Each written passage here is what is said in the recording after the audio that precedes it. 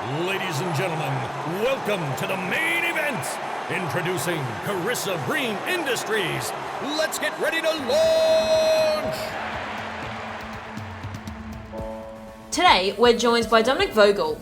He is an in-demand CISO as a service advisor, strategist, experienced board director, and currently chief security strategist with CyberSC. Dominic is also known as an advisor and consultant for the Master of Science in Information Network and Computer Security at the prestigious New York Institute of Technology. Thanks, Dominic. I appreciate you being on my show today. How you doing? I'm doing really well. How are you doing today? Yeah, really good. I'm really excited to have this chat. I know that we have been speaking about it for a while, and I really just want to jump straight into it. Good. I'm excited. Let's do it. Okay. Now, I know you spent your career across a wide range of security domains and industries, including the perennial favorites, banking, finance, and telco. What frameworks and practices have you seen come and go in the ebb and flow of the industry? And what are the evergreen elements that just retain their value?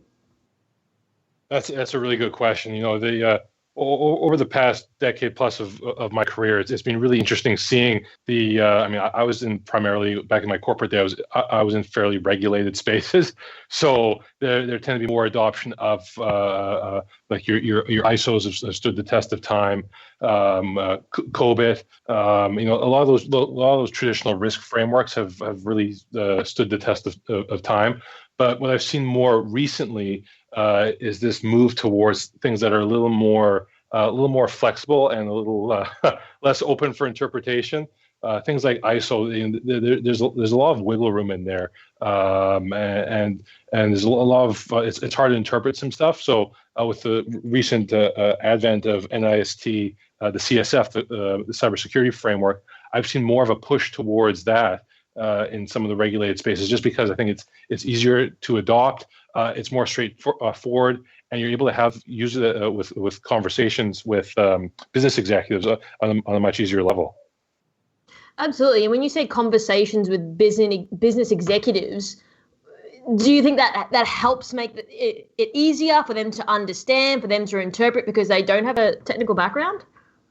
Absolutely, it does, and that's been the traditional problem with a lot of the traditional frameworks. And at the end of the day, the frameworks are all so similar. There's so much overlap with them. It almost became a choose your poison kind of thing. But even if you look at like the older NIST, the 800 series, a lot of them were either really, really mundane and very, very technical, or they were just too high level, and it was hard to have an understanding from a business executive perspective. And that's why I think you saw very little traction in some of the less regulated spaces. And even in the regulated spaces, the business executives didn't have a good understanding of what those frameworks were capable of. Zoom forward to today, I think it's getting better traction because CSF it's a much more common lexicon, which is much more relatable for business executives. So I think that's been the greatest progression I've seen in the past decade in terms of frameworks. Okay. And the reason you're here primarily is the work you're doing around CyberSC. A lot of our audience are living in this space of startups and small to medium businesses. What ripples are you seeing from recent global shifts towards taking security more seriously, namely GDPR, Singapore, and as of recent within Australia? Yeah, absolutely. That's a great question. And the funny thing is, when I went out my own, and I was a corporate stooge for 10 plus years, and I just went nuts and snapped and decided to go out to venture on my own about 3 years ago. I really wanted to focus on what I felt was a chronically underserved space, like you said there, the startups and the small and mid-sized businesses. To me, that had been something which was there was an inefficiency there in which those markets were not served by the traditional security players, and it was hard about 3 years ago to gain some traction in that space. But over the past 2.5 years, what we've seen, especially with the tech startups, because the tech startups rely so much on the larger ecosystem and trying to sell their services, their products to larger companies. Those larger companies have been doing more and more stringent security due diligence, mainly because of massive data breaches like Target, where there was an issue with the with their supply chain, with someone in their ecosystem. So at the tech startup level, it's become a much easier conversation to have these security conversations, being able to do security right from the beginning, being able to secure these companies, almost these companies of tomorrow. They were like this clean slate, and they had this ripple effect where we started to see that in the small business space, the mid-sized business space. Then, fast forward to the past year or so, where we've had regulatory levers such as GDPR in the state of New York. The Department of Financial Services there had more stringent from a cybersecurity regulatory perspective. So we're really seeing this ripple effect where it started to affect the small and mid-sized organizations who, as part of their footprint, relied on clients across the globe. So it's been very, very interesting seeing this traditional market, which didn't rely or care too much about security, especially, like I said, within the past 2 years. They've really amped up their game and have wanted to improve their overall security posture. And I know that you mentioned earlier about it was hard gaining the traction with some of these small to medium-sized businesses. What do you think were the reasons behind why it was? Was it an awareness thing? Because I know a number of people talk about it's awareness and they don't get it. But now that, like you said, these regulations are coming out, is that sort of what's turning the dial and people are paying more attention to this? That's a there's a lot of good threads to pull on there, Chris. Right. At the tech startup stage, the main driver has been basically a source of competitive differentiation. So just to give an example, a lot of these tech startups become very familiar with these security questionnaires, which they have to fill out. They're bigger customers that they're trying to get clients and partnerships with big companies. They have to fill out these massive security questionnaires that the bigger companies make them fill out, and they often struggle with that, and it can take them months or weeks or months to get through. And what started to happen was that the companies that were smart, they were able to take security seriously and realize, okay, well, if we do security right, maybe if we focus on adopting a framework, or we have these answers readily available, that we'll be able to lower that sales time from let's say 6 months to 2 weeks. Or a matter of weeks. And as an example, one of my clients that they're based in Silicon Valley, they told me that they had been stuck on this security questionnaire for months, and they brought me in to help them, and I'm able to better interface with the security peers, my security peers at the larger company, be able to help them go through that questionnaire, and then they were able to get that rolled out and move on to the next stage. And really what it becomes a matter of is if tech startup company A and tech startup company B, let's say they both have the same offering, which they're trying to sell to big company X, if the tech company A has a much better approach to security and they're able to get through that security questionnaire faster, they'll get the business and they'll get that client. They'll get the $1 million, $50 million contract. So it was that financial incentive was really there at the tech startup layer. Wow, that's fascinating. And I know that you've been working in advisory and policy formation volunteer positions for a few years now. Firstly, admirable. We're all about helping boost universal security posture. But secondly, how have you seen this community and the work you're doing evolve over time? It really is an evolution, and for me, and a lot of this harkens back to sort of my starting days, my origin story in the security field. Quick backstory. I mean, it's context, so hopefully you find it interesting. But Go.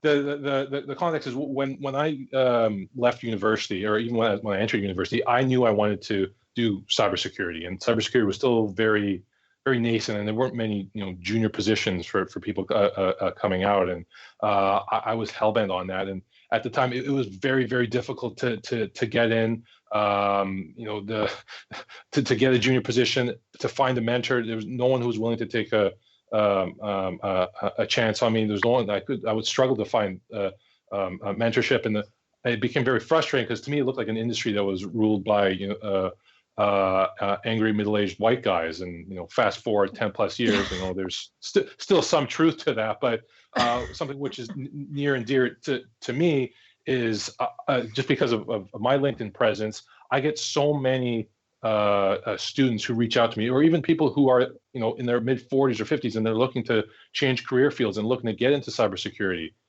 When people reach out to me and ask for help and say, we see that you're a thought leader in the space. Would you be able to have some suggestions, or how can we get into the field? And I always take time.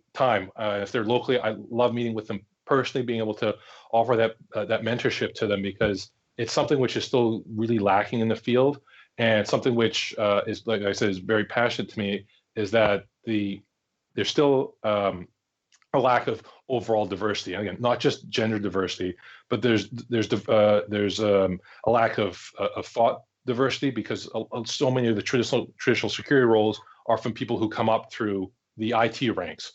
So being able to get people from different educational backgrounds, getting people from different geographical backgrounds and different ethnic diversities, the field needs to keep growing. And the thing I always say is that cybersecurity very much is almost like a living organism. And for any living organism to not just live, but to thrive, it needs biodiversity. So like I said, that's why I'm very passionate about being able to go out to the local, at the grassroots level, whether that be high schools, going back to my alma mater, Simon Fraser University, the other colleges and other educational institutions. I like being able to prop up cybersecurity as a viable career, as a fun career that people can not just make a lot of money in, but it can be very purposeful. And the main hurdle I keep coming across is so many young people think that, oh, I'm not a hacker, I don't like coding in my mom's basement, therefore I can't do cybersecurity. Cybersecurity is so much more than that. There are so many different layers and levels to the field, and so many different things which you can do, and that's what people don't understand. And that's why it's great being able to see people like yourself who are able to show that there's so much to do in this field, right? It's so much more than just hacking. That's the old Hollywood stereotype. So for me, being able to change that and be able to get great talent into the pipeline and into from a diversity perspective, like I said, the career has been very good to me, and I like to be able to see it thrive once I'm gone. So that's, like I said, that's very near and dear to me. I think that's a really good approach. And I've got a question. When you spoke about diversity and different people from different backgrounds, do you think as a security as a whole that people don't like to deviate too much from the status quo? Because I see a little bit of that everyone sort of just follows what the general population think. Whereas I think we'd probably get a better perspective if people were communicating their thoughts outwardly a bit more. But I see that people stay away from that because they're scared about what other people think about them or what they say. But I think it's a good thing. What's your view on that? And I agree with you so much there, and something which I commend you for is calling out the security field to become better communicators, be better at branding. I think that's been the number one one of the number one problems, is that any kind of communication that generally does come from security people, it tends to be, again, I'm speaking somewhat broadly, but the stereotype is true for a reason. It tends to be negative. It tends to be cynical. It tends to be very harsh. There's still just not enough open communication, and we're seeing that. There's growth in the information sharing centers, but there's still so much that isn't shared because we're not trusting other people. We feel someone's going to steal our our thoughts, and there's just not enough sharing and thought diversity in that space. We could be so much more open and so much more collaborative, and we need to be much more constructive. There's still so much destructive language in the security community. There's so much time that's spent tearing people down rather than building each other up. And again, there's so many great luminaries in the field. So I mean, I do have great hopes for the future, but on the whole, I think we can be doing so much more. And like I said, that having that thought diversity will help move things forward, because we're seeing right now that the lack of diversity is killing things, because here we are pretty much 30 plus years later from when the field was born, shall we say, and we're still grappling with the same damn issues from 30 years ago, like the basics. So to me, if we're not doing the basics well, that means we haven't been communicating well amongst each other. So something needs to change. It's not just technology changing. There's some fundamental stuff that as professionals, we're not doing, because 30 years later, we're still not, moving things forward. Something's wrong. I absolutely agree, Holly and Zoe. And I want to dig a little bit deeper on that, because when you talk about cynical behavior, so for the people listening on this podcast, what is one piece of advice that you could give them so they think a bit differently and less cynical about things and less negative? Well, the one piece of advice that I always give to especially the security professionals is, you got to open your again, this isn't meant to necessarily be a spiritual saying, but open your heart, open your minds. So many security professionals that I know are just they're closed-minded. They just focus on the work, their task at hand. They don't intermingle or collaborate with other professionals. You got to just open your mind and don't just assume that you know the answer.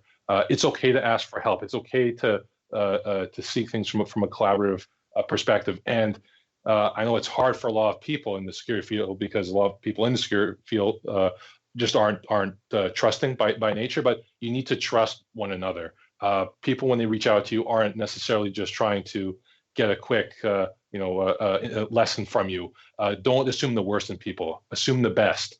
There's, like I said, through something like LinkedIn, I have learned so much and had the chance through different security conferences I've spoken at, and through LinkedIn and other events. Once you start having conversations with other people, you open yourself. And I know it's hard because a lot of security professionals are introverted by nature. But even if you just, like I said, open yourself up, so when you start having conversations, to me, conversations lead to relationships, and then relationships lead to further opportunities. You're losing out by just focusing on your little corner of the world. Open up. There's so much to do, so much to accomplish, and so much awesome people to work with. Yeah, that's awesome. I think that's such a valuable piece of advice. And I guess you spoke a lot about, opening up and thought leadership and diversity. There's this emerging role of a more security evangelist that we're seeing now. It's becoming more prominent. I know you've operated on the edges of this function and indeed have been responsible for it. Why should organizations, public and private, look to either hire for this function or look to outside companies to find these types of positions to perform it for them? That's a great question, and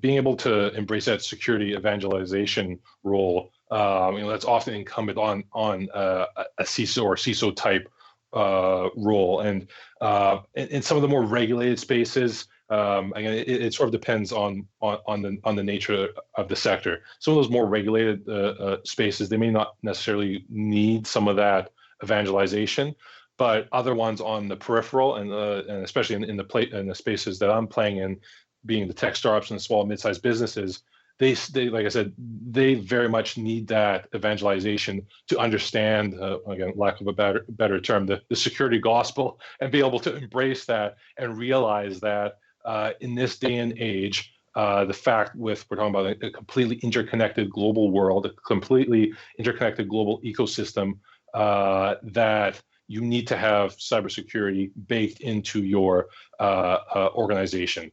This isn't something like fire insurance, which you can just pay monthly. This is something which needs to be ingrained into the overall success of the organization. Just like you have a financial function, like how you have an HR function. Those are things that every company of any gravitas would have. That needs to be included as well. You need to have that cybersecurity function. You need to be able to embrace it and understand that that's not just something which is doing security for the sake of security. Someone who can evangelize and really intertwine the security with the business success and market it and brand it as such. More people need to embrace that evangelization role. That's, like I said, especially in my opinion, at the SMB space. Absolutely. And I think, what's your opinion on, now I know you've got these, technical people, and they say, like you said, they're introverted people, but my view is perhaps getting people who aren't from a technical background, but are very good at communicating the value and understanding the business and being that security evangelist to interface between the technical and the non-technical. What's your thoughts on that? Do you think that's a better direction to head into, or do you think the person should come from a technical background? No, I agree with you 100% there, and that back to what I was speaking about earlier there, where the field needs educational diversity as well. There's still far too many of the typical security professional has come up through your traditional IT or networking background, and as such, when you come up through if you have the same educational background, you're going to view problems the same way. You're going to communicate in a similar fashion. So we need to be able to take people who are great marketers, people who are great great communicators, people who are great with statistics. And that's why, like I was saying, when I go out to the local universities and colleges, I try not to just talk to the kids who are in computing science. I want to talk to the kids who are in communications. I want to talk to the guys who are in business. I want to communicate to the young people who are in marketing. Right? That's what the field needs. It needs those. Again, they don't need them to be necessarily the ones who are selling software, selling security solutions. There's enough of those. It's these people who can come into organizations and serve in evangelization roles, or be able to serve as an information security business leader, to be that, like you said, that bridge between the technical side and the executive side. There'll be so much that'll be so much more powerful, and we'll be able to see greater inroads in the executive ranks as well, because that's why we see a struggle from you see very few executives who come from a purely technical background who then end up succeeding in a CISO type role. You need to be able to have that strong communication and marketing capabilities as well, which is unfortunately not incumbent on a lot of people who come from a pure technical background. Yeah, no, absolutely. And I know that's definitely an area that people are focusing on a lot more. On that note, you're also working in setting the education syllabus for the Master of Science in Information Networking across the security domain for New York Institute of Technology. How is that a weather vane, likely similar to most tertiary institutions, changing in its content focus and delivery? It's been a slow and steady approach from the post-secondary educational institutions. Back when I was in school, I went through my entire computer science degree, and over a 4-year degree, I think cybersecurity was mentioned once, and that was in passing. So fast forward to today, there's still not enough curriculum or educational opportunities or a clear educational path for people who want to get a degree or have a strong educational background in cybersecurity. So when the NYIT campus here in Vancouver, when they approached me saying they've been trying to grow their curriculum, and they wanted their curriculum to be reflective of what is happening in the real world, in the business world. So they were smart enough to be able to bring in local security experts from the field to be able to help advise on that curriculum. And some of the other educational institutions we're seeing across North America and Europe, they're moving towards that, but there's still too much of a purely technical focus on a lot of these cybersecurity educational programs, which again is okay, but it's lacking that broader perspective, broader spectrum, in which, again, it's not just a technical problem, cybersecurity, so it shouldn't just be taught as a technical solution. So I think over hopefully the next 10 years, that we start seeing that broaden and being included in other disciplines as well. And hopefully that encourages young people to pursue an opportunity in the cybersecurity field. Are there institutions out there that help with those soft skills? Because it's something that I seem to speak to people on the regular about, but I don't know if there's any formal training for that. I think it's, like you said, doing, mentoring and thinking a little bit outside of the box, but I don't believe there is something of that formal education. What do you think on that? What's your perspective? And that's a great question. And it's for someone who wants to improve their public speaking capabilities or be able to be a better speaker. Be a better marketer. In terms of, like you said there, it's there's nothing really formal, and that I think is detrimental. I definitely would like to see more of that in educational institutions where you include those broader soft skills, for a lack of a better term, as part of an overall cybersecurity program. I think be able to have a clear outline in terms of what a cybersecurity degree would include and how that should be broadened to include other soft skills. I think that would make it much, much clearer. Because if you want to be a programmer or get a degree in computer science, those are clearly defined paths. But there isn't really one clearly defined path for a cybersecurity professional, or there aren't multiple paths. So I mean, it would be useful for the educational institutions to adopt that. And I think that's part of the reason why we're seeing this talent gap right now. But in terms of opportunities where people can, as an example, become better speakers, there's nothing really formal. I suppose they could join like a local Toastmasters, but there's nothing formal, and that's unfortunate. Absolutely. And I think on a similar note, you talked about the technical areas. What are some areas that you see as a safe bet for future careers for those studying now, but those looking to grow their cert collections? That's a great question too. You're asking a lot of good questions. I like that. So, the thing I always like telling people who are entering the field is that I always say start off sort of as if you have the opportunity, start off as like this generalist role, like a broad security analyst role for a company. So you get exposed to different things. Maybe you get exposed to some incident response. You get exposed to some like endpoint protection or stuff at the network level, or you get exposed to being able to do like risk analysis, risk assessments, talk to the executives. There's so many different, or if you're a programmer, there's application security opportunities. There's so, and that's why I like telling people is that there's so much that you can do in the field. And personally, I'm not a huge fan of certs. The only reason I have the certs that I do is because they were a necessity, because the HR departments needed that from a checklist perspective. Do you think they still are a necessity now? Sorry to cut you off. Do you think they're still a necessity?